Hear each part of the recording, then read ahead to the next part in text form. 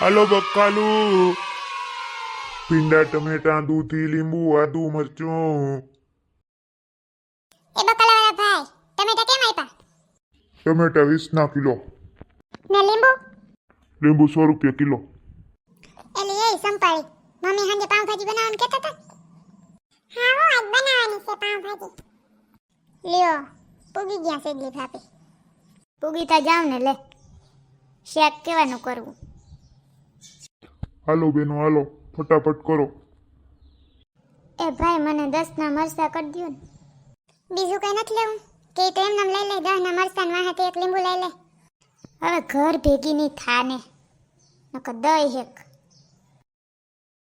મને છે ને ભાઈ, કિલો એક ટમેટા, કિલો એક રીંગણા, એક લીંબુ અને 10 નું આદુ, 10 ના મરચા ને ધાણા ભાજીને બે સોટવા નાખી દેજો.